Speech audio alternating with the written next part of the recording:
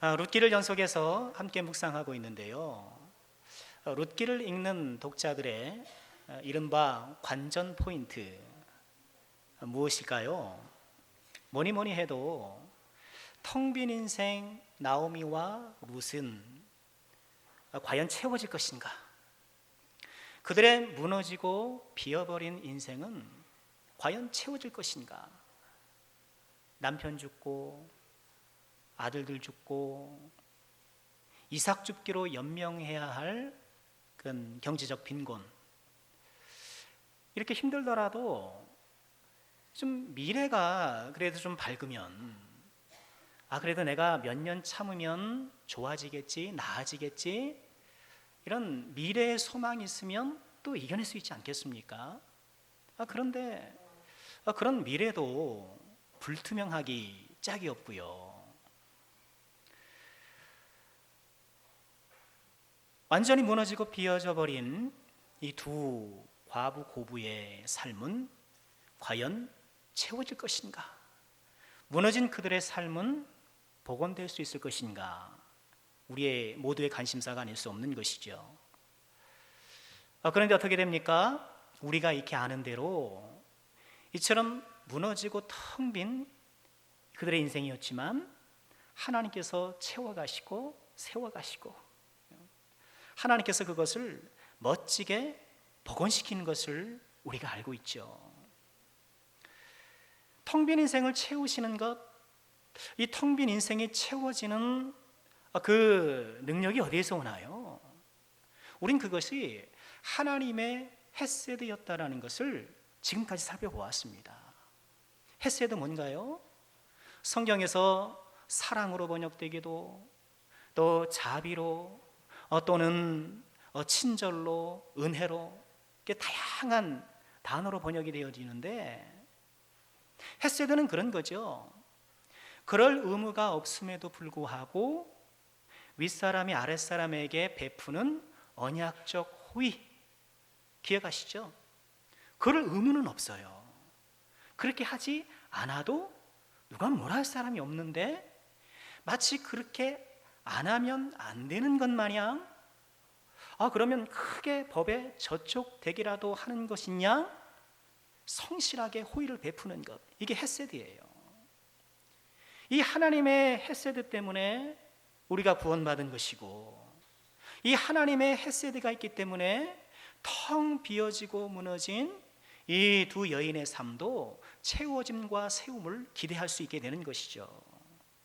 나오미와 룻의 텅 빈 인생을 채우는 것은 바로 이 하나님의 헤세드인 것입니다.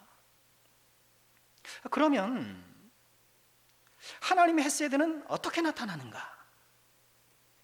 이 하나님의 사랑, 은혜, 자비 뭐라도 좋겠습니다. 이 하나님의 헤세드는 룻기에서 어떻게 나타나고 있는가? 여러분, 우리는 보통 하나님의 헤세드 하면 뭔가 좀 기적적이고 초자연적인 그런 형태로 나타나기를 기대하기 쉽습니다. 물론 그것 또한 하나님의 헤세드인 것이 틀림없지요. 출애굽기를 보십시오. 우여곡절 끝에 애굽에서 탈출했지만 그 탈출의 기쁨도 잠시, 그들 앞에는 출렁이는 홍해가 가로막고 있고요, 뒤에서는 뒤늦게 히브리 노예를 풀어준 것을 후회했던 이 바로가 600대의 병거를 이끌고 추격하고 있지 않습니까? 진퇴양난, 그야말로 절체절명의 그 위기 가운데 하나님의 헤세드가 어떻게 나타났나요? 눈앞에 홍해가 갈라짐을 통해서. 그걸 누가 상상이나 했겠어요? 여러분 생각해 보세요. 우리 어렸을 때부터, 유초등부 때부터 그만 귀가 닳도록 들은 얘기지만 내가 그 현장에 있다고 생각해 보세요. 홍해가 갈라지리라 누가 상상이나 했겠습니까? 이런 생각조차 상상조차 할 수 없는 이런 기적적인 방법으로 하나님께서 당신의 헤세드를 보여주시고, 여러분 이런 기적의 헤세드가 하나님의 헤세드의 현현의 하나의 방법인 것이 틀림없습니다. 그러나 우리가 함께 묵상하고 있는 룻기는 어떤가요? 룻기에는 기적이 없어요. 그렇죠? 기적이 없습니다. 그러나 기적이 없다고 해서 하나님의 헤세드가 없나요? 그렇지 않습니다. 기적 못지않게 더 강렬하게 우연조차 하나님의 섭리의 일환으로 사용하시면서 사람들의 말과 행동, 또 그들의 생각과 결정, 이 모든 일상의 것들을 종합하셔서 잔잔하고도 또 분명하게 역사하시는 헤세드가 룻기에 있잖아요. 룻기에 있어요. 여러분, 기적의 헤세드도 하나님의 은총이요, 이런 섭리의 헤세드도 하나님의 은총인데, 우리의 삶을 돌아보면 물론 하나님께서 필요에 따라서 기적의 헤세드를 베풀어 주시는 것도 틀림없지만, 더 많은 경우에 있어서 이 섭리의 헤세드가 우리를 딱 붙잡고 있고, 이 섭리의 헤세드가 우리의 삶을 지탱해 주고 있는 것이죠. 우리가 이것을 놓치지 말아야 합니다. 오해하지 말아야 돼요. 내 삶엔 기적도 없어. 내가 십수년, 아니 평생 예수를 믿었는데 뭐 하나 좀 그럴듯하게 간증할 내용도 없어. 그러니 하나님의 헤세드가 나한테는 부족한가 봐, 아니 없는가 봐. 여러분, 그렇게 생각하면 안 된다는 거예요. 기적 헤세드 못지않게, 당연히 기적 헤세드는 강렬하죠. 우리가 그것을 아주 강력하게 감각할 수 있으니까. 그러나 기적 헤세드가 없더라도 하나님의 헤세드는 변함없이 우리의 일상 가운데에, 우리의 언행심사 가운데에, 우리의 생각과 결정 가운데에 하나님의 헤세드는 변함없이 흐르고 있다는 거, 여러분, 우리가 이것을 꼭 믿어야 돼요. 하나님의 섭리 헤세드가 이처럼 우리의 모든 삶을 떠받치고 있는데, 그 가운데서도 우리가 간과할 수 없는 중요한 사실이 있습니다. 우리의 모든 삶이 하나님의 헤세드의 결과이긴 하지만, 특별히 하나님께서 당신의 헤세드를 펼치시는, 당신의 헤세드를 주시는 그런 헤세드의 자리가 있더라는 거예요. 룻기를 보면 그것이 관찰돼요. 하나님의 헤세드가 우리 삶 가운데 임재하는 자리, 또는 하나님의 헤세드가 우리 삶 가운데 분명하게 구현되는 방식 혹은 방편, 그것이 무엇일까? 오늘 그것을 함께 묵상하고 찾아나가고 싶은 것입니다. 룻기를 살펴볼 때 하나님께서 평범한 우리 일상 가운데 헤세드를 펼치시는 방편과 통로는요, 다름 아닌 우리들 인간들의 헤세드예요. 우리가 헤세드를 누군가에게 베푸는 그 자리가 하나님의 헤세드가 임재하는 자리며, 동시에 우리가 베푸는 헤세드가 하나님께서 베푸시는 헤세드가 되더라는 거예요. 룻기를 통해서 우리가 관찰하고 살펴볼 수 있는 바예요. 하나님의 헤세드가 텅 빈 나오미와 룻의 인생을 채워나가는 것이 룻기의 이야기인데, 이 나오미와 룻의 인생을 채우는 그 결정적인 사건이 우리가 지난주와 오늘 연이어서 살펴보는 이 3장입니다. 룻기에서 하이라이트를 꼽으라면 이 3장이에요. 가장 긴박하고, 그렇죠? 읽는 사람을 하여금 가슴이 두근두근거리게, 아이고 어떻게 될까 막 기대하게 하고. 룻기서 1장, 2장은요, 우리가 함께 본 것처럼 이 나오미와 룻의 삶이 텅 비어가는 과정, 그것이 얼마나 고통스러운가, 여기에 주안점이 있다고 한다면, 또 3장 이후의 4장이 이들의 텅 빈 인생이 어떻게 채워지고 세워져 가는지 그 체험을 이야기하고 있다면, 이 3장은요, 이 텅 빈 비움이 체험으로 전환되는 그 계기가 무엇인가, 이렇게 역전되는 그 결정적인 사건이 무엇인가, 우리에게 그것을 소개해주고 있는 것입니다. 이 3장 속에 무엇이 펼쳐지고 있습니까? 하나님의 헤세드가 이 3장 가운데에 가득한데, 특별히 이 3장에 등장하는 세 인물, 나오미와 룻과 보아스, 이 세 인물이 상호간에 서로에게 펼치는 그 헤세드가 하나님의 헤세드가 임재하는 자리가 되더라는 거예요. 우리 한번 그것을 살펴보고 싶어요. 이 세 인물은 서로 어떻게 헤세드를 베풀고 있을까요? 첫 번째로 우리 나오미의 헤세드를 살펴보았으면 좋겠습니다. 나오미는 어떻게 지금 헤세드를 베풀고 있는가? 산산이 부서진 모압 드림, 그렇죠. 그리고 이제 고향 베들레헴으로 돌아옵니다. 돌아오는 길에 자신처럼 과부가 된 두 며느리에게 각기 집으로 돌아갈 것을 권유하지요. 텅 빈 인생 나 하나로 충분하다. 너희들 새롭게 남편 만나서 새 출발해야지. 새 출발해야지. 진심으로 그렇게 원했지요.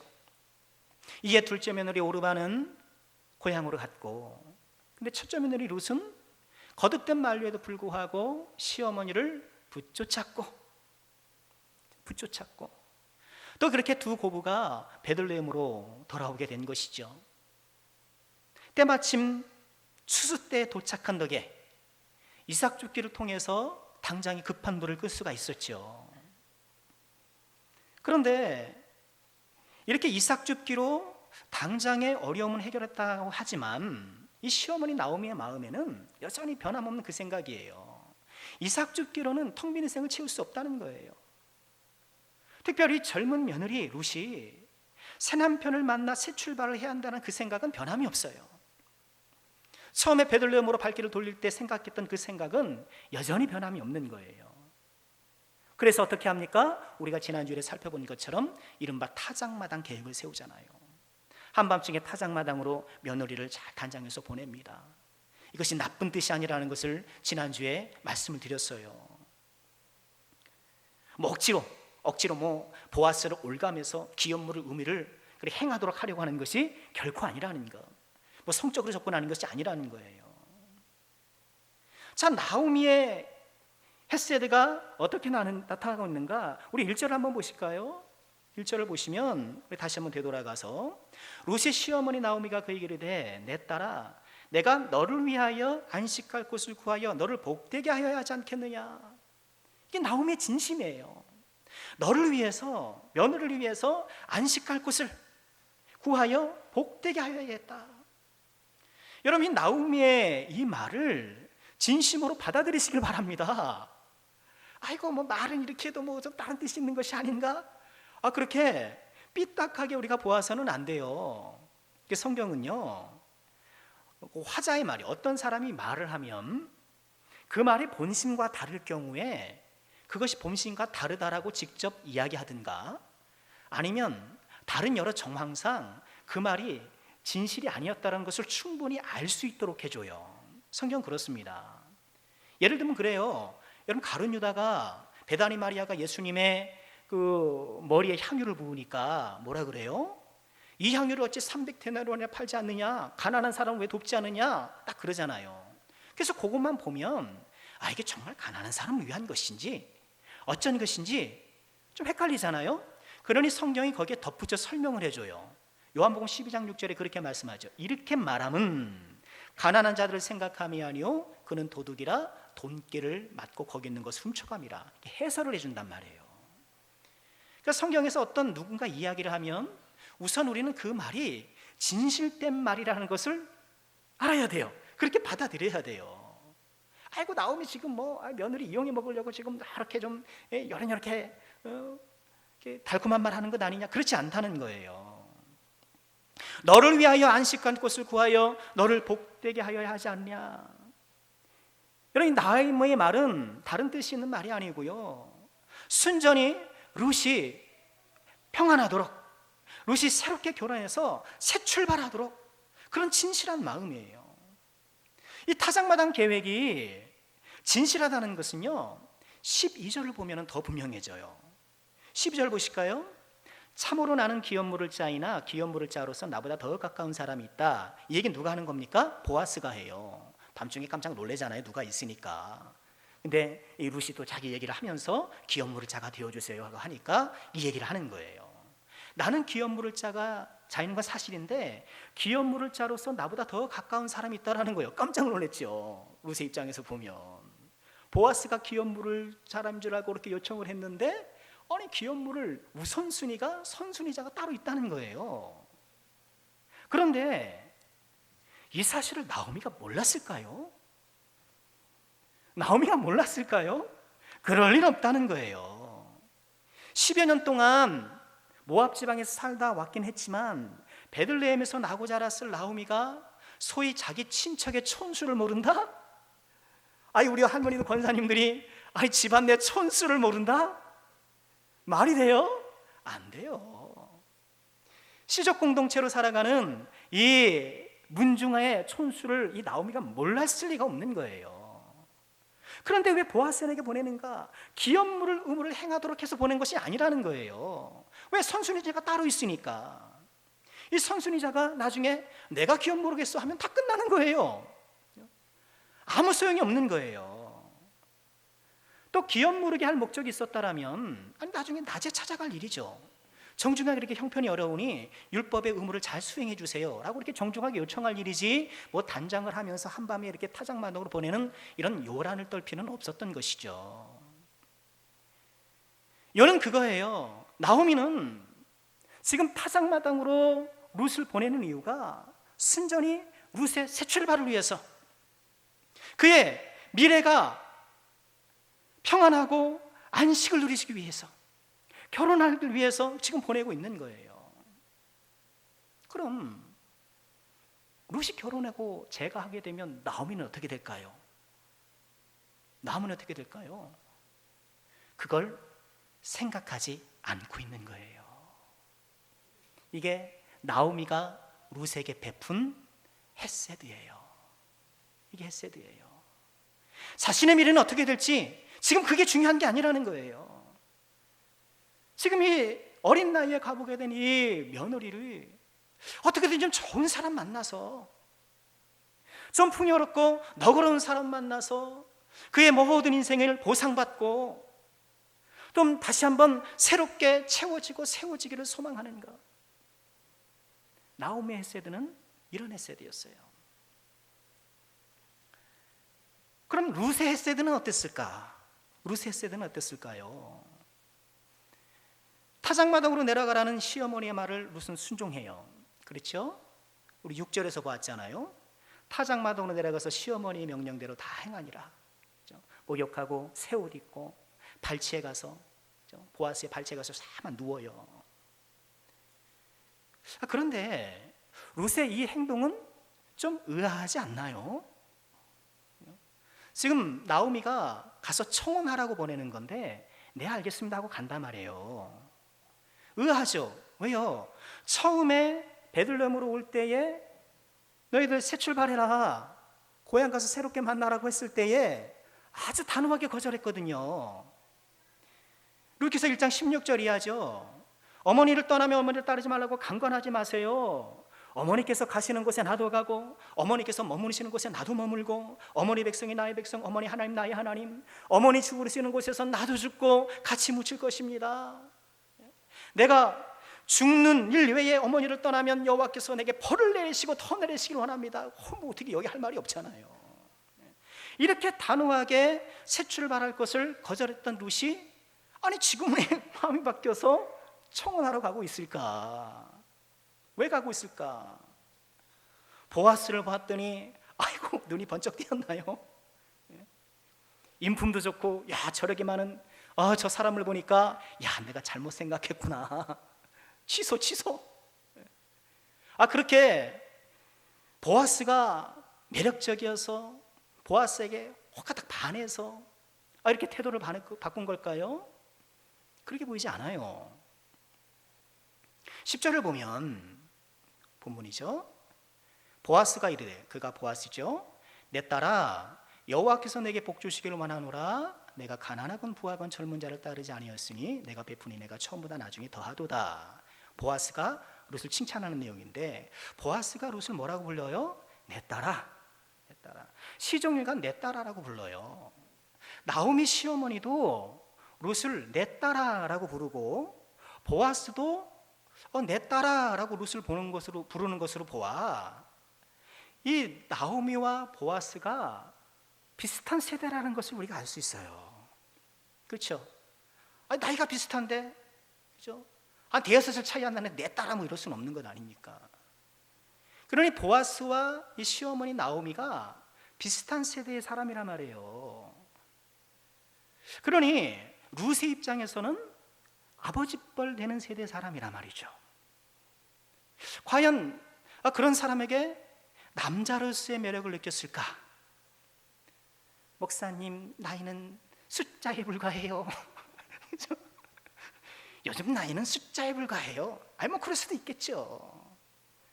그러나 일반적으로 보면 아버지뻘 되는 사람에게 비록 호감, 그죠? 친절한 분이야, 이렇게 좋은 마음은 있을 수 있으나 사랑하는 이런 감정이 있겠는가? 또 보아스는요 이렇게 말하잖아요. 10절 다시 보여주세요. 내가 가난하건 부하건 젊은 자를 따르지 않았다. 이건 뭐예요? 가난하건 부하건 네 사랑을 따르고 네 감정을 따르고 그런 걸 따르지 않았다는 거예요. 그런 걸 따르지 아니하고 나에게 온 것을 보니 너의 인애가 처음보다 나중에 더 크구나 라고 칭찬하고 있는 거예요. 그러니 이 룻은 지금 타작마당으로 가서 보아스에게 청혼해야 되는데 보아스가 너무너무 좋아서, 그렇죠? 남자로서 매력이 철철 넘쳐서 언제나 서나 보아스 생각이어서 그렇게 달려가고 있는 것이 아니라는 거예요. 그걸 보아스도 알았다는 거예요. 그래서 이 장면을 보고요, 이 장면을 보고 어떤 학자들은 그렇게 해석하기도 해요. 룻이 나오미의 지시를 오해한 것 아니냐. 재미있는 오해예요. 그러니까 시어머니는 룻의 결혼을 위해 이른바 로맨틱한 그런 명령을 내렸는데, 이 룻은 기업물을 의무를 행하도록 하는 그런 법률적인 명령으로 받아들였다. 이렇게 재미있는 오해가 이 자리 여기 있다, 이렇게 보기도 해요. 그럴듯한 것이라고 봐요. 분명한 것은 그거예요. 나오미는 며느리 룻을 결혼시키기 위해 타작마당으로 보냈고, 이 며느리 룻은 결혼보다는 기업물을 의무를 행하도록 설득하기 위해서 타작마당으로 간 거예요. 이 다른 거예요. 그래서 보아스를 만나 기업물을 자가 되어달라고 말하잖아요. 3장 굴려보실까요? 저는 이르되 내가 누구냐 대답하되 나는 당신의 여종 룻입니다. 당신의 옷자락을 펴서 당신의 여종을 덮으소서. 이것이 청혼이라고 지난주에 같이 나눴습니다. 그런데 이렇게 청혼하는 까닭이 뭐라고 얘기를 해요? 이는 당신이 기업물을 자입니다. 지금 가서 청혼을 하는데, 청혼하는 것은 그저 제가 아내가 되게 해주세요 그렇게 요청하는 것이 아니라 기업물을 자가 되어서 계대 결혼을 해주고, 즉 후손을 이어주는 결혼을 해주고 더불어 땅을 찾아주는 그런 결혼을 해주세요, 이렇게 간 거예요.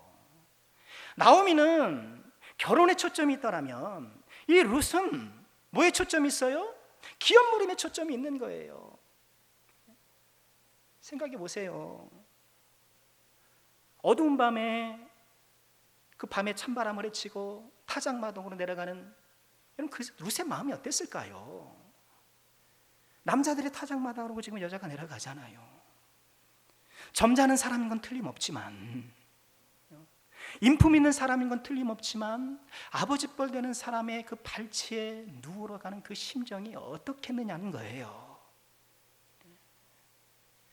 그 마음을 무릅쓰고 타작마당으로 향한 것은 그렇게 해야 시어머니의 텅 빈 인생이 채워줄 수 있었다, 그렇게 생각한 거예요.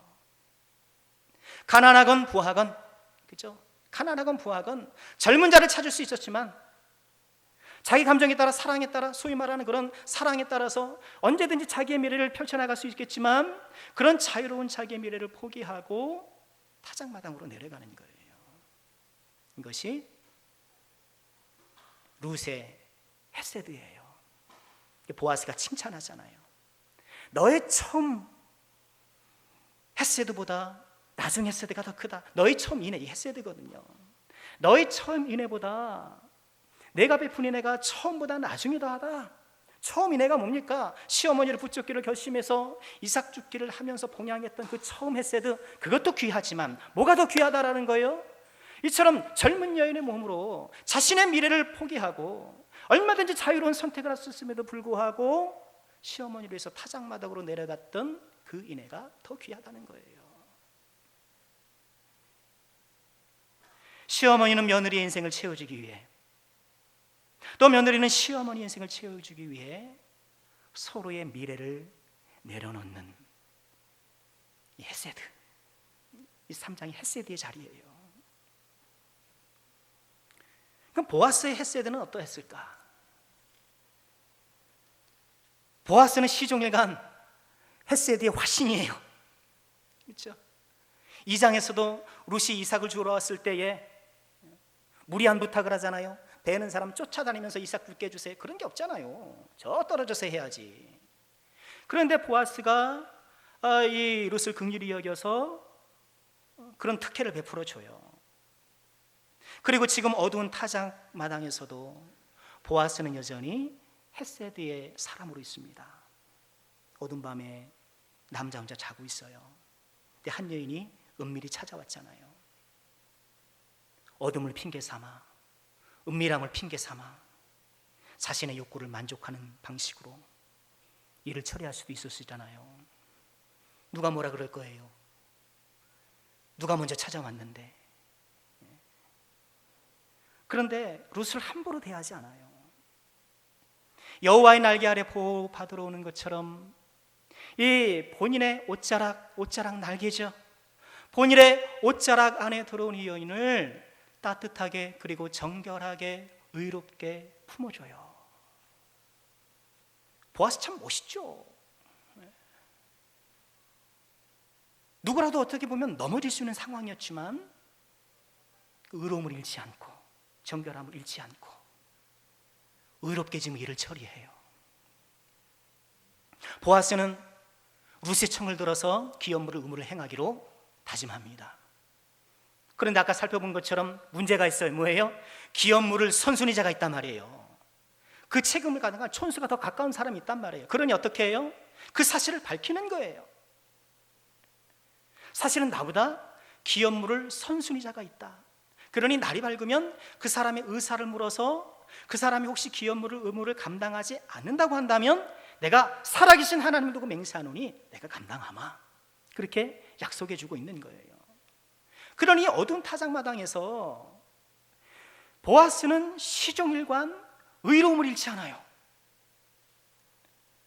어두운 밤에 은밀히 찾아온 이 여인을 의롭게 대해주고 또 그가 요청한 방식을 정당하고 공개적이고 의로운 방식으로 처리해주기 위해서 노력을 해요. 의로움을 잃지 않아요. 이것이 보아스의 헤세드인 거예요. 그럼 기업을 물은다라는 게 뭔가요? 또 우리 다음 주에 이 주제로 이제 또 같이 말씀을 나누겠습니다만, 이건 물은다라는 게 뭐예요? 말 그대로 물어주는 거예요. 내가 뭘 샀어요. 이게 좀 이게 그래, 그럼 물러줘. 그 물으는 거예요. 그런데 생각해 보십시오. 여러분 물으는 게 없잖아요. 여러분 내가 나가서 뭘 팔았어요. 여러분들이 뭐 땅을 팔았다고 치십시다. 그럼 물을 수 있어요? 그 사람이 허락하면 물을 수 있는 거지만 샀으니 내 거야 그러면 끝이잖아요. 그런데 이스라엘 백성은 그렇지 않단 말이에요. 하나님께서 법을 세우시기를 내가 비록 돈을 받고 땅을 팔았어도 나중에 생각해 보니까 안 될 것 같아. 물러주면 물러줘야 되는 거예요. 이게 이스라엘 법이에요. 그래서 본래 땅의 소유가 하나님께서 주신 이 땅을 그 집안과 그 지파가 계속 가질 수 있도록 그렇게 만들어주신 제도예요. 그런데 기업을 물을 때는 내가 이 사람의 기업을 대신 물러줘야 되는 거예요. 엘리멜렉이 모압으로 떠날 때에 자기 땅을 팔았는지, 또 학자들은 혹시 그 중에 다른 사람들이 소유권을 가져서 땅을 경작했는지 10년 넘게 거기에 논쟁이 있긴 합니다만 전 팔았다고 보는 쪽인데 팔았단 말이에요. 팔고 떠났겠죠. 그죠? 그런데 돌아서 물러야 되는데 나오미가 돈이 있습니까? 그럼 누가 물러주는 거예요?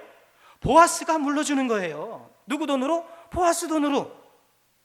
그러니 보아스는 그 기업물을 해주면, 땅을 물러주면 경제적으로 손실을 봐요 안 봐요? 볼 수밖에 없는 거예요. 경제적 손실을 감수하고 그 땅은 보아스의 땅이 아니라 그 엘레멜렉 후손의 땅이 된단 말이죠. 말름과 기름의 땅이 되는 거예요. 그럼에도 불구하고 그 그런 미움을 본인이 감당하겠다고 하는 거예요. 자신의 손해가 있을 때에.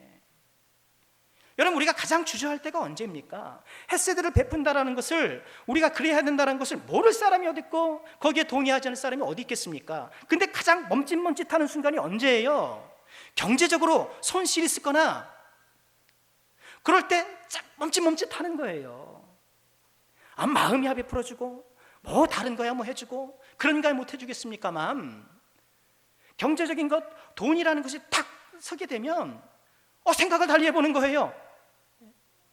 그것이 인지상정 아니겠습니까? 보아스는 1절 의롭게 룻을 대해줌으로 그의 햇세드를 표현하고, 또한 자신의 경제적 손해가 분명함에도 불구하고 그것을 감수하면서 햇세드를 베풀어주고, 보아스가 세심한 배려를 계속해 주잖아요. 이 밤중에 집에 가지 말라는 거예요. 밤중에 가면 위험할 수 있잖아요. 그러니 날이 밝기까지 여기 있어라. 아침까지 누워 있어서 사람들이 서로 알아볼 수 없는 그 새벽 미명에 룻을 보냅니다. 보내줘요. 1절 아무도 없이 정결하게 그 여인을 보내주는 거예요. 공연하게 사람들에게 오해를 받지 않도록 세심한 배려를 베풀어주고 있는 것이죠.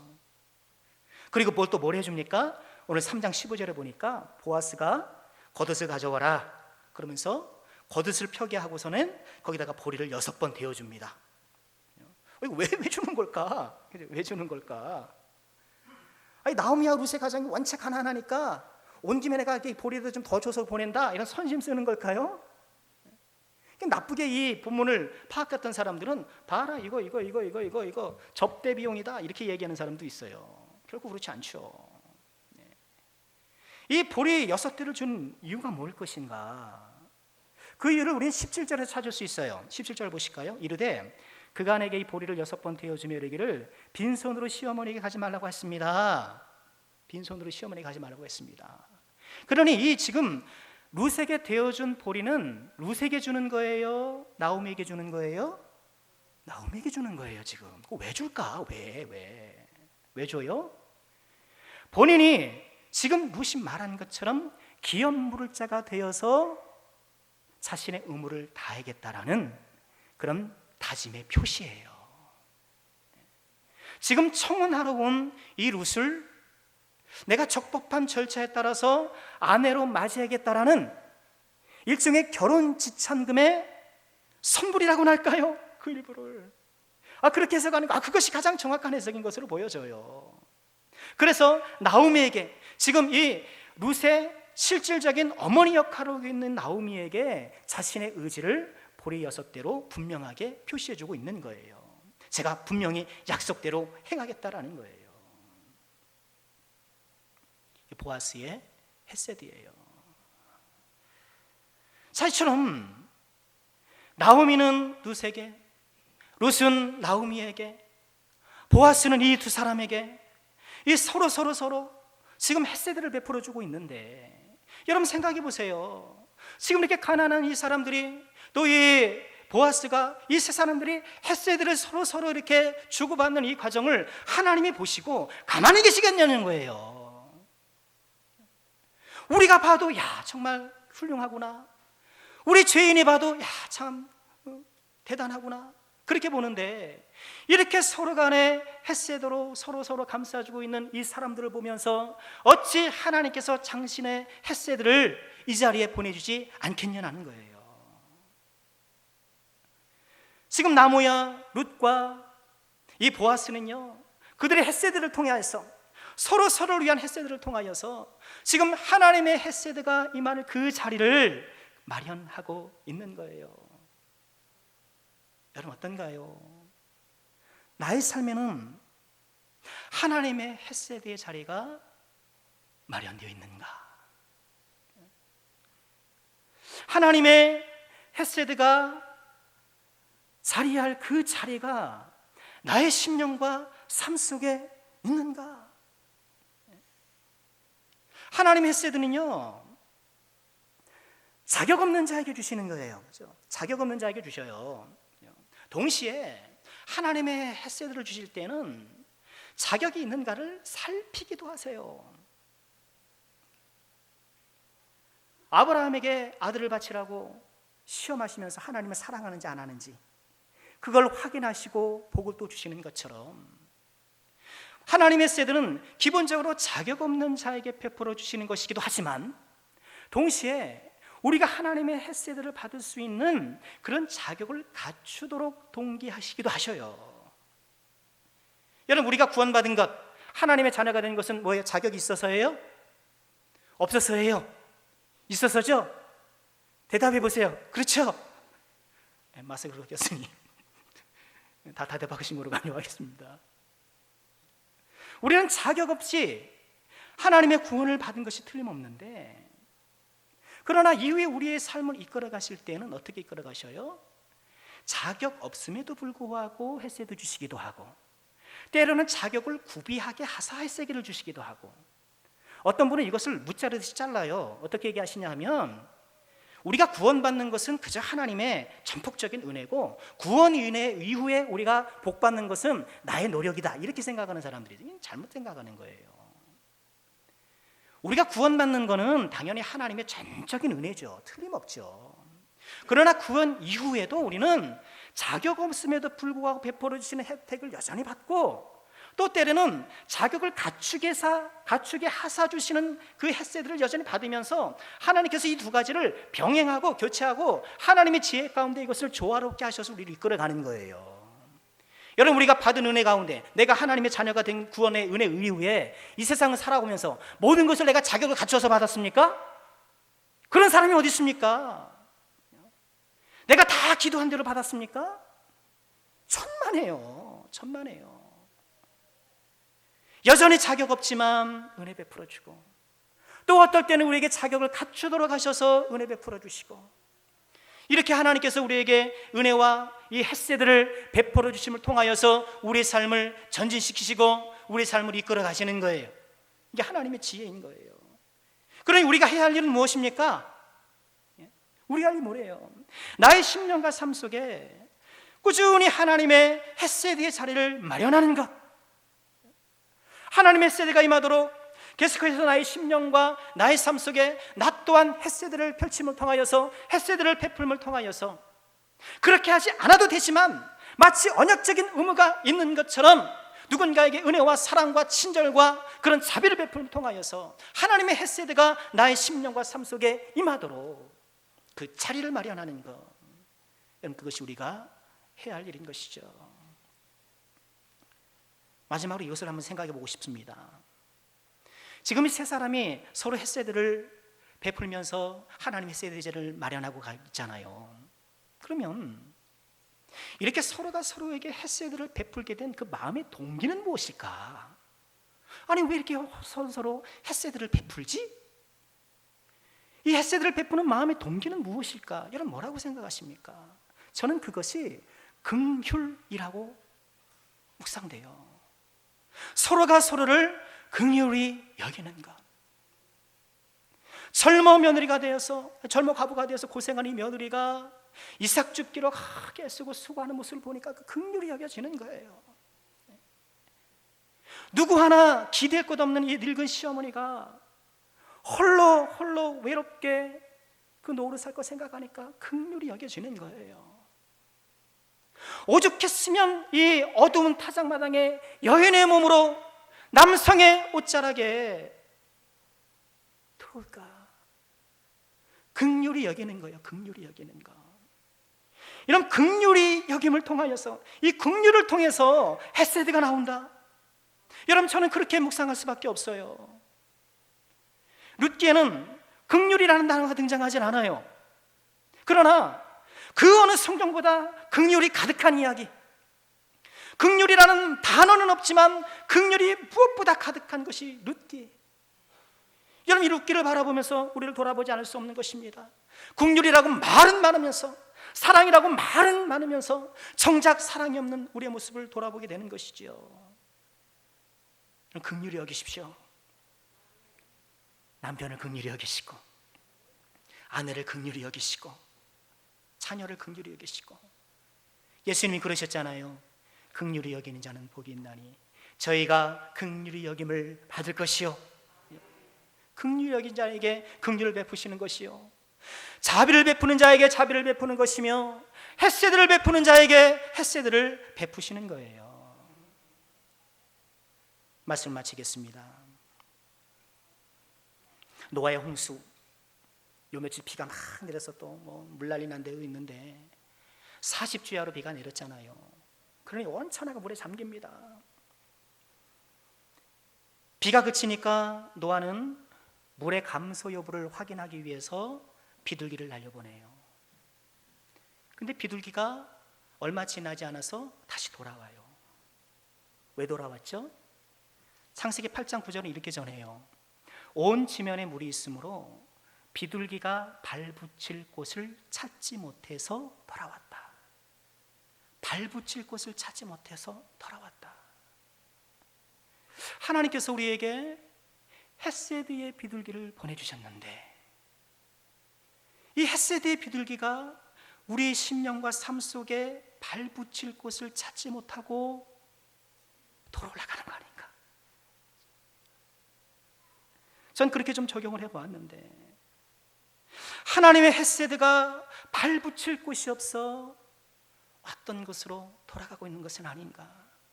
우리가 그렇게 헤세드에 대해서 우리가 문을 닫고 인색함을 통해서 나를 향해 수없이 날아왔던 그 헤세드의 비둘기를 다 내쫓아버렸던 아니었나? 오물이 있는 곳엔 파리가 찾아오고 꽃이 있는 곳엔 나비가 찾아오듯 헤세드가 있는 곳에 하나님의 헤세드가 찾아옵니다. 이 은혜를 꼭 누리시길 바랍니다.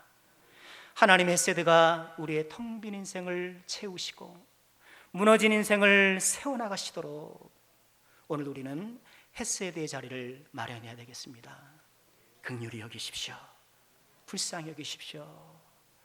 이런 은혜를 통해서 우리의 삶이 하나님의 헤세드로 채워지고 세워지는 놀라운 은혜를 경험하시는 모든 죄종들 되시기를 주님의 이름으로 축원합니다.